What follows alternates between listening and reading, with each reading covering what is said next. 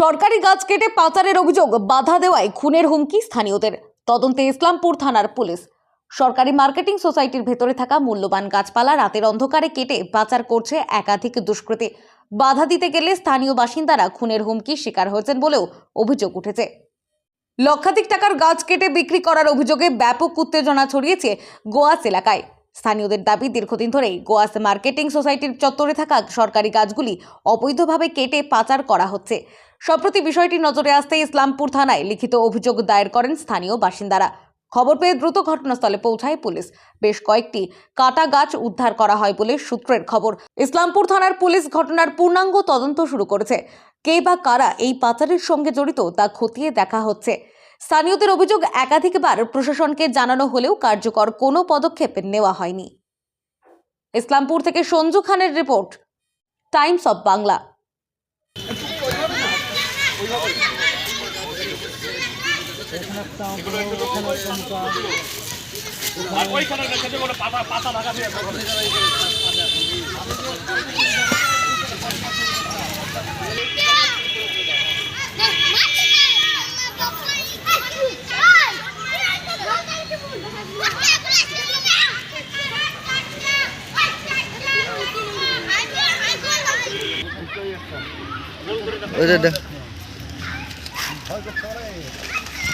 আজটা আসছি দিয়ে আপনার রোলিং এসে দেখছি তো ওরা গাছ কাটছে। তারপর আমি বলছি কি তাজা গাছ কি তুমি কাটছো? তো বলছে না, হয়ে যায় যে আমরা গাছ কিনেছি, আমরা কাটে নিছি। তারপরে ওই গাছ যখন কাটছে তখন যে আমি ওকে মানা করলাম, ওই গাছ কাটো না তুমি, ঠিক আছে, তাও মেশিন চালিয়ে যাচ্ছে। সরকার জোর দেখাচ্ছে যে কাটবো, কিছু পারলে করে নে, ঠিক আছে। তারপরে আমি আরও 5 দিন আগে যাচ্ছিলাম, মেম্বার আছে এখানকার, মেম্বারকে জিজ্ঞাসা করলাম যে গাছ কি বিক্রি করেছে না এমনি কাটছে। মেম্বার বলছে আমরা তো জানি না। যে সবাই এক এক করে সবাই আসলো এখানে, যে আসার পরে হয়ে ওরা কাঠ কিন্তু আগেই 4টে গাছের কাঠ তুলিলে পাল্লে গেছে। 4টে গাছের কাঠ তুলিলে পাল্লে গেছে। ওই গাছটার বেলায় আমি আটকে দিয়েছি ওদেরকে। সেগুন গাছ সরকারের গাছ, ওরা জোর জবরদস্তি করে কাটছে। আর মার্কেটিংয়ের গাছ আমার কাছে সম্পূর্ণ ভিডিও আছে, গাছ কাটছিল, তাও ভিডিও আমার আছে। কাটছিল ওরা জোর করে মস্তানি দেখিয়ে, সুজাউদ্দিন আর দুলাল আর বিশাল কুমার দাস, এরা দুজনাই গাড়িতে কাটিয়ে নিয়ে চলে গেল 4টে বাজে। আমি দরখাস্ত করেছি, ভিডিও আগে বলেছি, ভিডিও দেখছে তদন্ত।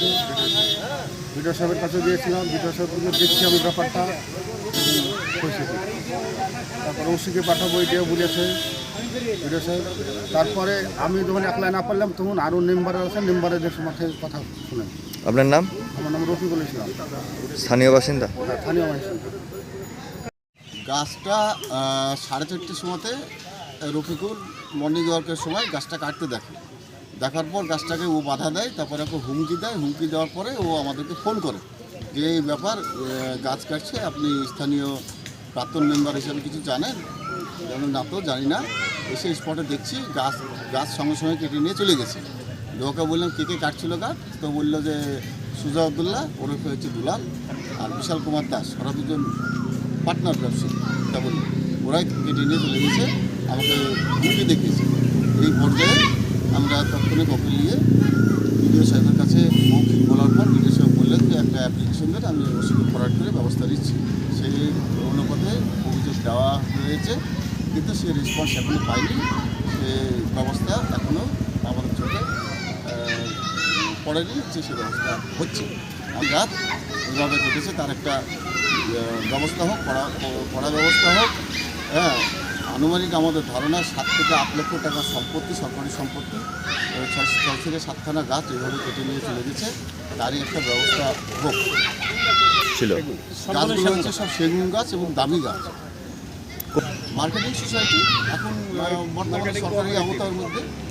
এই ব্যাপারটা ব্লকের সে হিসেবে থাকে, সেই হিসাবে হচ্ছে আপার হচ্ছে রাত্রিবেলা চুরি করে কেটে নিয়ে যাওয়ার উদ্দেশ্যে যে চুরি করে টাকা।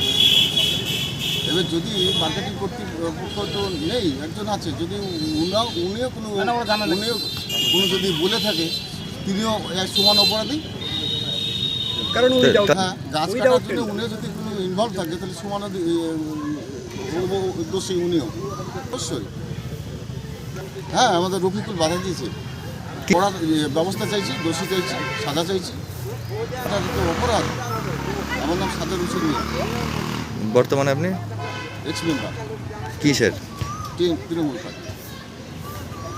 আমাদের এখানে যে মার্কেটিং সোসাইটি আছে সেই মার্কেটিং সোসাইটির গাছ এবং সরকারি গাছ, যেখানে আমাদের সরকার বলছে গাছ লাগাতে, সেইখানে গাছ মাফিয়া যারা আছে তারা ভোরবেলা অন্ধকারে এই গাছগুলো এসে কেটে নিচ্ছিলেন। তাতে আমাদের স্থানীয় যারা ব্যক্তি আছেন তারা গাছগুলো কাটার সময় আটকিয়ে দিয়েছিলেন, এবং যখন তারা আটকিয়েছিলেন এই গাছ মাফিয়া যারা ছিলেন তারা তাদেরকে হুমকিও দিয়েছেন এবং প্রাণে মারার হুমকিটা বেশি করে দিয়েছেন।